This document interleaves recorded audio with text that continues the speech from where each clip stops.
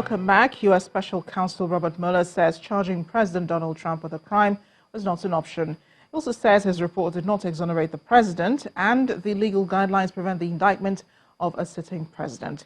For more international news, here's Simon Pusey with Around the World in 5. Good evening from the Channel's newsroom here in London. Tornadoes are tearing across America in record numbers, with Kansas the latest state to be hit by a series of twisters. At least one person was killed and more than 130 injured as the vicious storm left a trail of destruction. Tuesday was the 12th consecutive day where at least 8 tornadoes were reported, breaking a 40-year record. Oh my God! It's like something from a Hollywood movie. Oh my God, it's huge! This just one of the tornadoes to hit Kansas. Oh my God! The National Weather Service received reports of around 20 twisters in one night here. Storm chasers capturing every moment on video. And this is what's left behind. Homes reduced to rubble. Once a community, now more like a war zone. Hundreds of miles away in Ohio, residents are returning to salvage what they can. Some of them lucky to get out alive.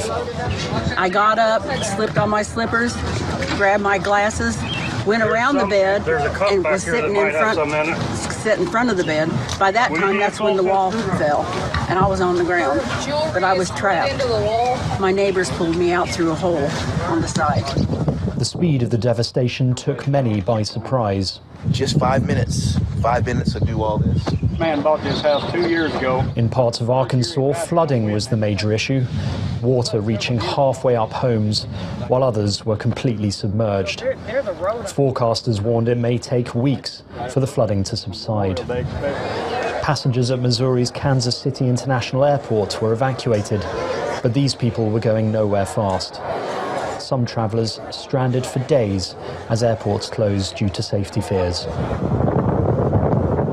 This is tornado season in the Midwest, but this year has been particularly relentless. More than 300 twisters have hit the region alone in the last 2 weeks. Huawei has warned that billions of customers could be harmed by US sanctions, which it says sets a dangerous precedent. The Chinese telecoms giant was placed on a blacklist earlier this month, banning American firms from doing business with the company. Huawei, which has repeatedly denied it's controlled by the government or intelligence services, has launched a legal challenge against some of the restrictions. We believe that US politicians are using cybersecurity as an excuse to gain public support for actions that are designed to achieve other goals.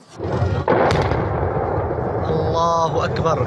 Airstrikes have killed at least 7 people in northwestern Syria. The government, backed by Russian forces, has been targeting the south of Idlib province and parts of Hama. The Union of Medical Care and Relief Organizations says more than 220 civilians have died and over 700 have been injured in the past month. The UK's former Foreign Secretary, Boris Johnson, has been ordered to appear in court over allegations he lied about Brexit. In the run-up to the referendum, the Leave campaign stated that Britain would be £350 million a week better off outside the EU. Opponents argue it was deliberately misleading. A judge has ruled he must answer a private summons which accuses him of committing 3 offences of misconduct in a public office. The allegations could impact his bid to become the next Prime Minister. Formula One stars joined thousands of fans to pay their final respects to the motor racing legend Niki Lauda, the 5-time world champion Lewis Hamilton, the former California governor Arnold Schwarzenegger, the former chancellor Sebastian Kurz, and President Alexander Van der Bellen were among those to attend a requiem mass in his honor. The Austrian driver died in Switzerland last week. His body has been lying in state, where his coffin was topped with his red crash helmet. The triple world champion was later buried at a private funeral. A section of President Trump's proposed wall is being erected along the US-Mexico border without federal funding. An American organization has managed to raise more than $22 million in just 2 weeks through a GoFundMe webpage.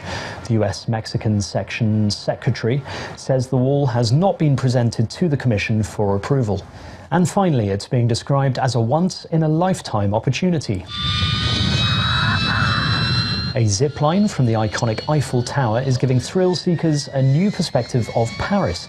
The 800-metre ride begins 115 metres from the ground and ends around a minute later, which means some travellers are reaching speeds of 90 kilometres an hour.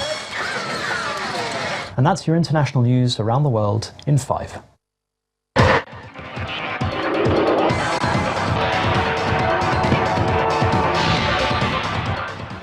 In sports news, Nigeria's Super Falcons will face Slovakia in an international friendly game on Sunday as the nine-time African champions continue their preparations for next month's FIFA Women's World Cup.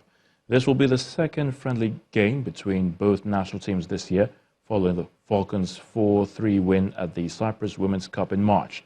The friendly match is coming 5 days after the nine-time African champions beat Hungarian top division team Lauda's Vitoria 5-1 in their first friendly since arriving in Austria for their final phase of camping.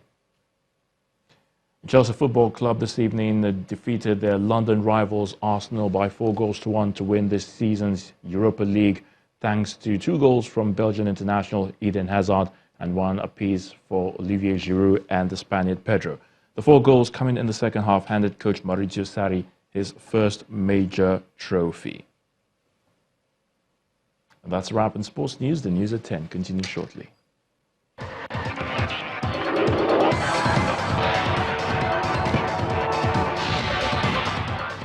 And the main news again, President Muhammadu Buhari and Vice President Yemi Osinbajo were today sworn in for a second term in a ceremony held at the Eagle Square in the nation's capital, Abuja.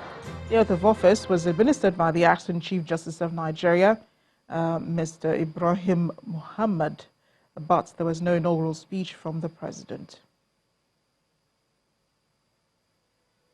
And that's the news at 10 tonight. Thanks for watching. I am Amarachi Ubani.